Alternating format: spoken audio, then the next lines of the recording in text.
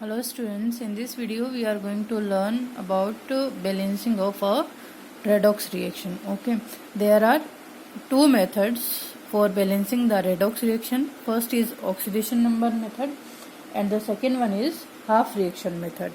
In this video I am going to tell you about the oxidation number method. There are 6 steps by which we can balance a chemical reaction by using this method. So here are the steps and this is an example. Okay, we just do this example to understand how we can balance a redox reaction. So first, this is the example. Write net ionic equation for the reaction of potassium dichromate with sodium sulfite in an acidic medium, okay, to give chromium third ion and sulfate ion. Look, इस reaction के दौरान जो medium हो सकता है वो acidic हो सकता है और बेसिक हो सकता है. क्लियर? नाउ एसिडिक या बेसिक मीडियम का इन्वॉल्वमेंट यहाँ पे आता है 5th स्टेप में. 4 स्टेप जो है दोनों ही रिएक्शंस के लिए, दोनों ही मीडियम में रिएक्शंस के लिए इक्वल होते हैं. Now just start. First step होता है right the correct formula for each reactant and product. इसमें रिएक्टेंट क्या है? Reactant is K2Cr2O7 plus Na2SO3. It will give chromium third ion, that is Cr3 plus sulfate SO4 2 minus. Okay, just this is the first step. Write the correct formula. Now first step में हमें करना क्या होता है, एक चीज और करनी होती है. केमिकल फॉर्मूला लिख लिया. अब हमें बेसिक जो रिएक्शन है सिर्फ वही रखना है. ठीक है, बेसिक रिएक्शन का मतलब यहाँ पे देखो क्रोमियम है बट इस साइड क्रोमियम नहीं है, सॉरी इस साइड पोटेशियम है लेकिन इस साइड पोटेशियम नहीं है. तो हम क्या करेंगे, यहाँ से भी पोटेशियम को हटा देंगे. तो जब हम यहाँ से पोटेशियम को हटाएंगे तो बचेगा क्या हमारे पास? Cr2O7. अब अगर हम 2 पोटेशियम को हटा रहे हैं यानी 2K प्लस के फॉर्म में निकलेगा. एक पोटेशियम निकलेगा तो 1 इलेक्ट्रॉन देके निकलेगा, दूसरा पोटेशियम निकलेगा तो 2 इलेक्ट्रॉन देके निकलेंगे. सो इस ओवरऑल जो आयन बनेगा उसके ऊपर 2 माइनस चार्ज होगा. ठीक है, 2 माइनस चार्ज किसका आया? पोटेशियम का. अब यहाँ पे इस साइड में हमारे पास सोडियम भी नहीं है तो हमें यहाँ से सोडियम को भी हटाना है. Plus SO3 2 minus goes to chromium third ion plus SO4 2 minus. Okay, this reaction is known as the skeleton reaction. तो हमने सबसे पहले क्या किया, जो गिवन कंडीशन है उनकी skeleton reaction लिख ली. Now second step, identify atoms which undergo change in the oxidation number. इनमें से वो एटम्स को आइडेंटिफाई करना है जिनमें ऑक्सीडेशन नंबर जो है वो चेंज हुए हैं. लुक, यहाँ पर क्रोमियम का ऑक्सीडेशन नंबर हम पहले आइडेंटिफाई करेंगे. क्रोमियम का ऑक्सीडेशन नंबर आइडेंटिफाई करने के लिए हमें क्या करना पड़ेगा? 2x, x मान लेते हैं क्रोमियम का ऑक्सीडेशन नंबर. ऑक्सीजन के लिए हमें पता है 1 ऑक्सीजन के लिए कितना ऑक्सीडेशन नंबर होता है?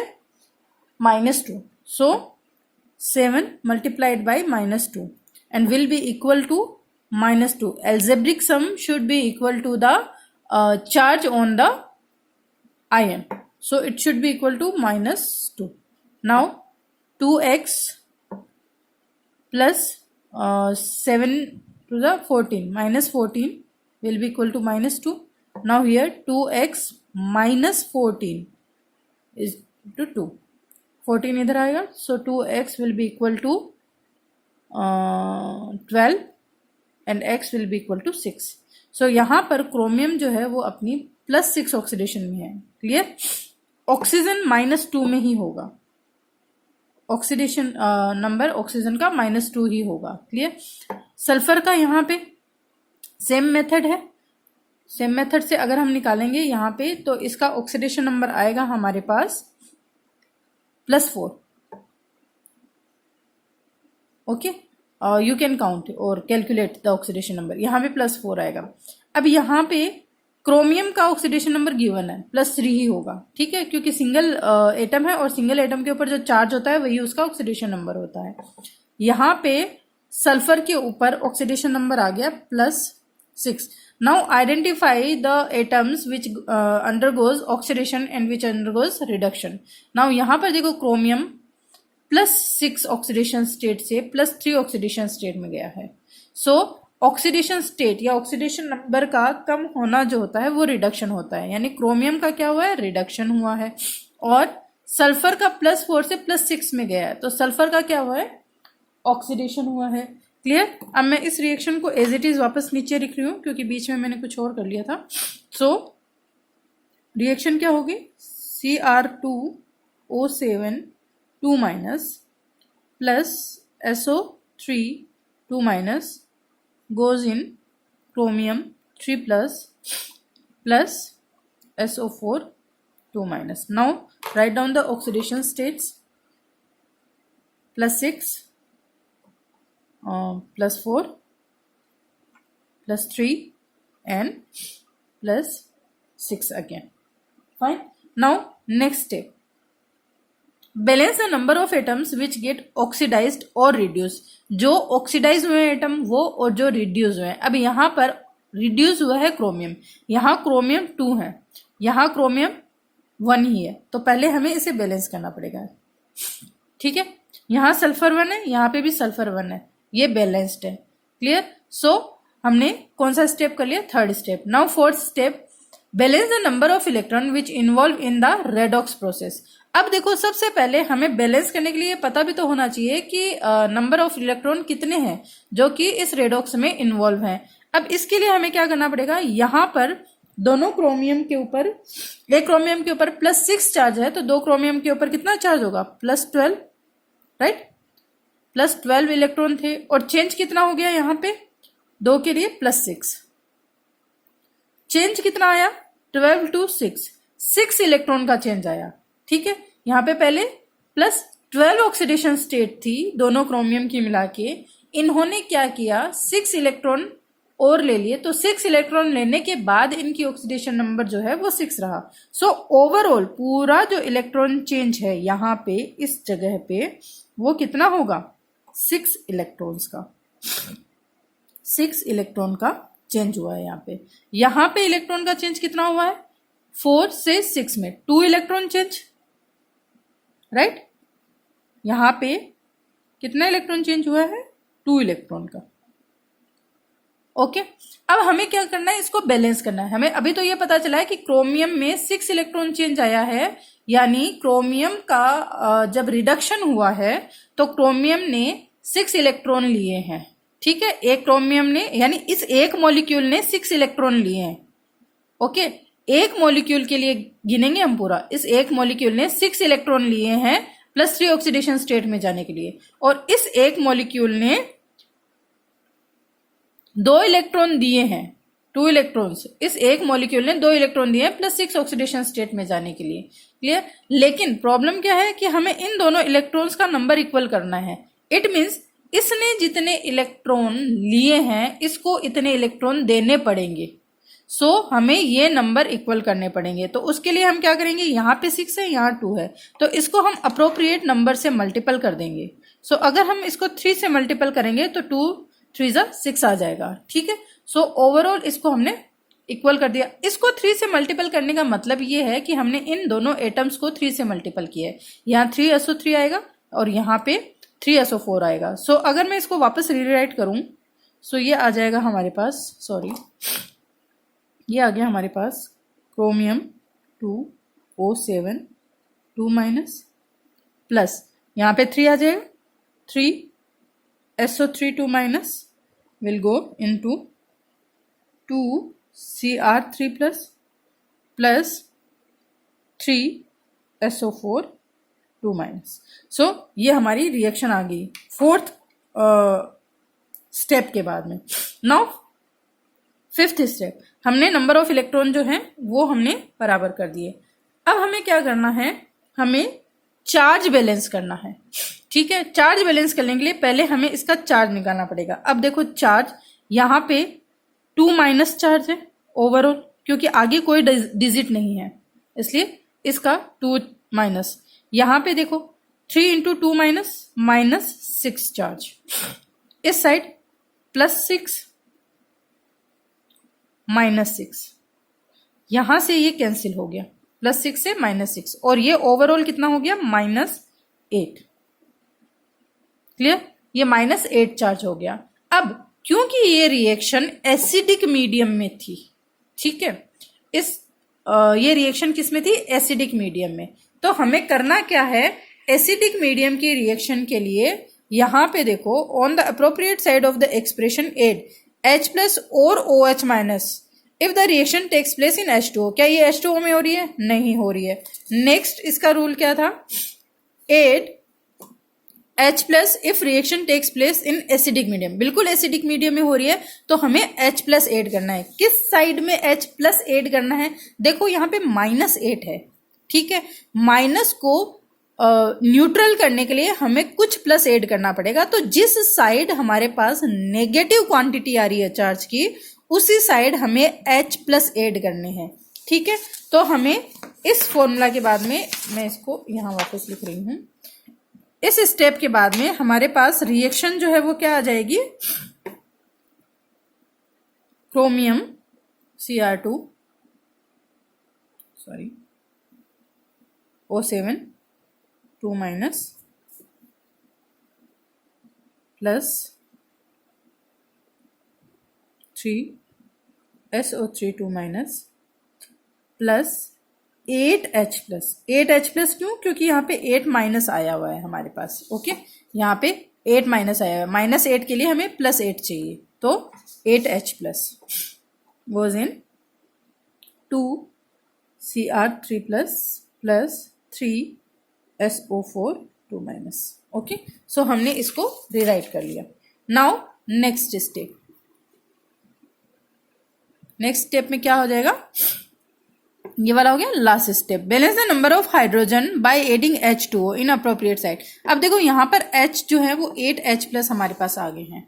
इन 8H+ को बैलेंस करने के लिए हमें दूसरी साइड में, इसके दूसरी साइड में 4H2O ऐड करने पड़ेंगे, है ना, जिससे क्या होगा, नंबर ऑफ हाइड्रोजन एटम जो है वो बैलेंस हो जाएंगे। क्लियर, सो लास्ट रिएक्शन हमारे पास आ जाएगी Cr2O7 2 minus plus 3SO3 2 minus plus 8H+ goes in 2Cr3 plus 3SO4 2 minus plus 4H2O। This is the balanced equation. ये बैलेंस्ड केमिकल इक्वेशन है in an acidic medium. क्योंकि ये acidic medium में हुई थी इसलिए हमने 5th स्टेप में यहाँ पे H+ जुड़े। अगर यही रिएक्शन बेसिक मीडियम में होती, ठीक है, तो हमें उस साइड OH जोड़ना होता जिस साइड हमें पॉजिटिव चार्ज मिल रहा है, या जो नेगेटिव चार्ज आया है उसकी दूसरी साइड में हमें OH जोड़ना पड़ता, ताकि दोनों साइड 8 माइनस हो जाते, तो वो कैंसिल हो जाता। क्लियर, और नेक्स्ट जो है ये H2O ऐड करना होता है अगर हमें यही रिएक्शन बेसिक मीडियम में लेनी है। Now take an example of basic medium. Look, यहाँ पे क्या है, परमैंगनेट आयन। परमैंगनेट आयन क्या होता है, पोटेशियम परमैंगनेट का जो आयन होता है वही परमैंगनेट आयन होता है। तो परमैंगनेट आयन का फॉर्मूला होता है MnO4 माइनस, पोटेशियम परमैंगनेट होता है KMnO4। Okay, react with bromide ion, bromide, है ना, so this is Br minus, ये होता है bromide ion. Okay, and look, react with this in basic medium. Basic medium में है, अब यहाँ पे रिएक्शन कहाँ हो रही है, बेसिक मीडियम में हो रही है। सो it will give manganese dioxide, that is MnO2, and bromate ion होता है BrO3 माइनस। दिस इज ब्रोमेटाइन, ये वाली रिएक्शन है, ठीक है। और हमें इसे क्या करना है, बैलेंस करना है। फर्स्ट ऑफ ऑल वही है, सबसे पहले स्केलेटन रिएक्शन लिख लो। अब यहाँ पे देखो Mn है, यहाँ Mn है, O है, O है, Br है, Br है, ठीक है। एक्स्ट्रा कोई एटम है ही नहीं, तो यही रिएक्शन हमारी स्केलेटन रिएक्शन है। Fine. Now second, oxidation numbers count करो। लुक, यहाँ पर Mn का ऑक्सीडेशन नंबर होगा +7, ठीक है, आप इसे काउंट कर सकते हो। ब्रोमीन का क्योंकि 1 है तो -1, क्योंकि माइनस ही है। यहाँ पे Mn है +4 ऑक्सीडेशन स्टेट में, और यहाँ पे ब्रोमीन आ गया +5 ऑक्सीडेशन स्टेट में। You can count the oxidation state by using the method which I told you earlier, okay. So you can count this. Now this is the second step. Third step में number of atom balance करना है। अब देखो यहाँ पर इसका हुआ है रिडक्शन, +7 से +4 ऑक्सीडेशन स्टेट में गया है, ठीक है, यानी ऑक्सीडेशन नंबर कम हुआ है। ऑक्सीडेशन नंबर कम हुआ है, इसलिए इसका क्या हुआ है, रिडक्शन। ब्रोमीन का हुआ है ऑक्सीडेशन, क्योंकि इसका ऑक्सीडेशन नंबर बड़ा है। यहाँ 1 Mn, यहाँ 1 Mn बैलेंस्ड है, यहाँ 1 ब्रोमीन, यहाँ 1 ब्रोमीन, नंबर ऑफ एटम भी इसमें बैलेंस्ड है। तो थर्ड भी पूरा हो गया। नाउ फोर्थ में हमें क्या करना होता है, बैलेंस नंबर ऑफ इलेक्ट्रॉन्स, ठीक है। नंबर ऑफ इलेक्ट्रॉन बैलेंस करने के लिए हमें नंबर निकालने हैं। तो यहाँ पर कितने इलेक्ट्रॉन का चेंज हुआ है, 3 इलेक्ट्रॉन्स का, और यहाँ पर 6 इलेक्ट्रॉन का, ठीक है। सो बैलेंस करने के लिए हमें इससे 2 से मल्टीपल करना पड़ेगा, है ना। बैलेंस हो गया। Now rewrite again this equation, इसको 2 से मल्टीपल करो। 2 MnO4 plus Br minus goes in 2 MnO2 plus BrO3 minus. Fine, हमने कर दिया। नाउ नेक्स्ट स्टेप में क्या करना था, हमें चार्ज देखना था।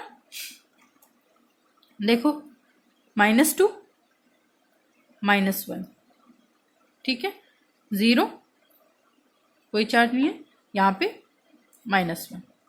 इस -1 को इधर ले आओ, +1 हो जाएगा, ये हो गया ओवरऑल -3।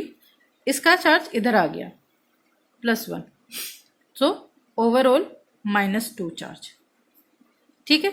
इस साइड -2 चार्ज बचा है। तो मैंने क्या कहा था, जिस साइड माइनस है उसकी दूसरी साइड में माइनस और जोड़ दो। देखो ये वाला भी माइनस था, अब अगर मैं यहाँ पे 2 OH और जोड़ दूं, ठीक है, +2 OH माइनस और जोड़ दूं, तो यहाँ पे देखो इसका कितना जनरेट हो गया चार्ज, -2 चार्ज, राइट। अब ये दोनों चार्ज और ये दोनों चार्ज का जब सम किया जाता है तो कितना होगा, यहाँ पे क्योंकि हमने -2 निकाला ना, कैसे हुआ, -2 और ये -1, ये दोनों हो जाएंगे -3। ये इस साइड आके +1 आ जाएगा, और ये वाला भी इस साइड आके +2 आ जाएगा। So overall 0, charge balanced. That is how we can balance the charge. हमने चार्ज को बैलेंस कर दिया, ठीक है, हमने जोड़ दिया, ऐड कर लिया 2। अब हमें क्या करना है, number of H2O to balance the hydrogen. यहाँ पे 2 हाइड्रोजन हमने OH जोड़े हैं, तो 2 हाइड्रोजन आ गए। तो दूसरी साइड, अपोजिट साइड में हमने क्या करना है, एक H2O ऐड कर देना है। Now this is the balanced equation. That is how we can balance a chemical equation. Okay. In the next video, I am going to tell you the half reaction method for balancing the redox reaction.